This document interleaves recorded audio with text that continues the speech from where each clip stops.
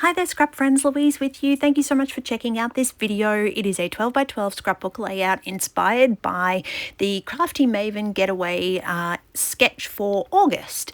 And I kind of looked at this as a bit of an opportunity to stash bust. I really liked the way the sketch kind of had all these what I would call paper shapes. So when I initially looked at it, obviously the sketch sort of inspired me to think about a background that was slightly patterned, but also just building different shapes and layers of paper around my photo.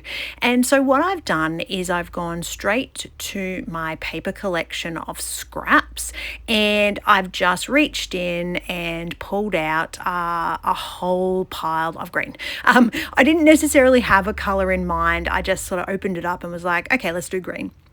And then from my stash, I have the Vicki Boutin collection, and I want to say it's not Artful Moments. It's the second collection she released with 49er Market.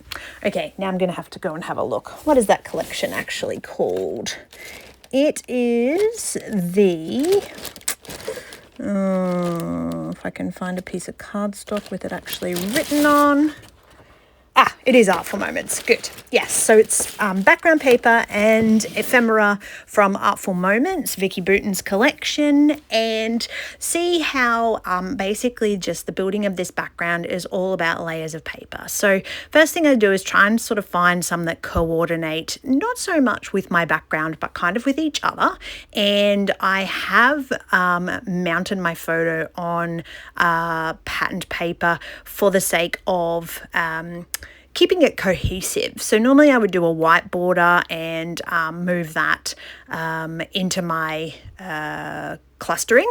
But in this case, I trimmed my photo down so that it was actually going to, really blend in well with this background that I'm building. And so this is really just about the layering. So you can go as big or as little as you like. So some of the layers will be just tiny snippets of little bits and pieces to poke through in the clustering, and then some of them will be really large bits and pieces. Now I had some trouble finding my stapler, so I've got to get a little bit creative and hold this cluster together just with my glue stick initially. I'm not using the tacky glue because I am just working with paper, and I just really want this cluster to hold together enough that at some point down the track I can go ahead and stick it onto my background. So using just little bits of adhesive and auditioning a few patterned papers in the background. Some of them I will ink around the edges to add a little bit of dimension.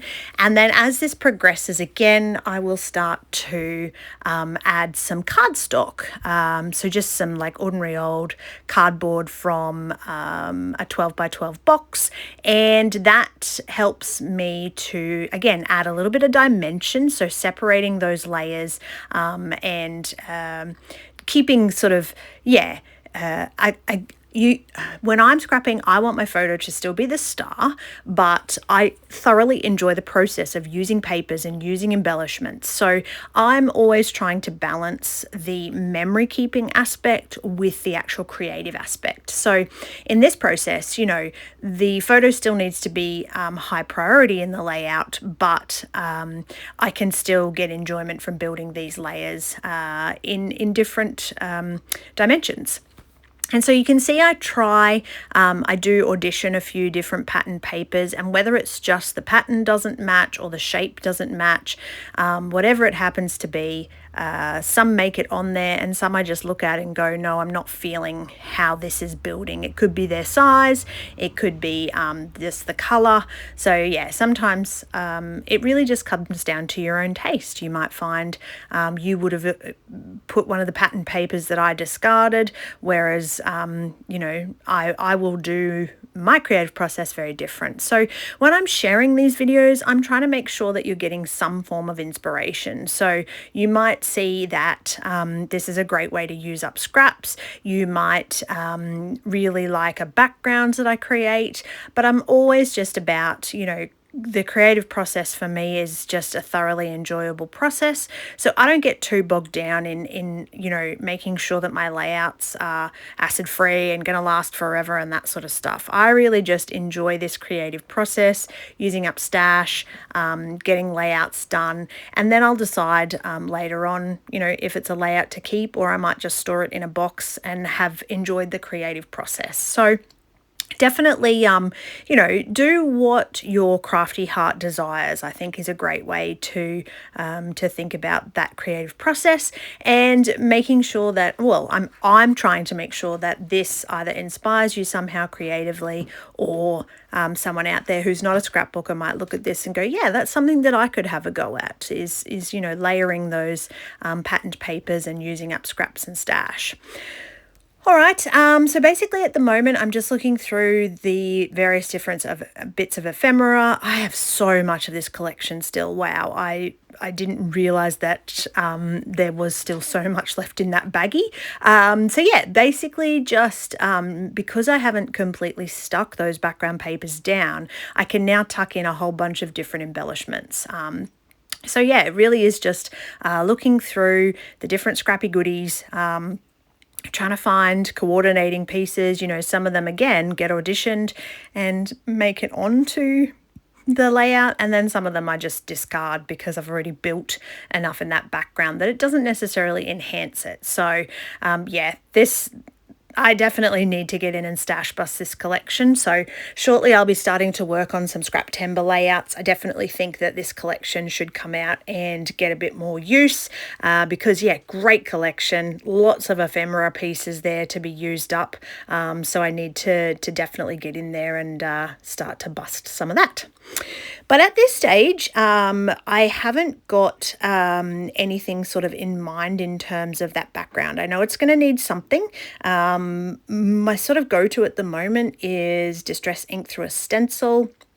But I don't know if I'm feeling that. I think I want something a little bit more vibrant. And I tend to be leaning towards certain types of stencils. Like I've just done a couple with a heart stencil, seems to be kind of grabbing my attention at the moment. And when I stopped to sort of clean up my desk a little bit to come back to this layout, I had to go with stars. You know, I just felt like looking at this photo and the way the background featured, I just knew stars were going to be the right choice.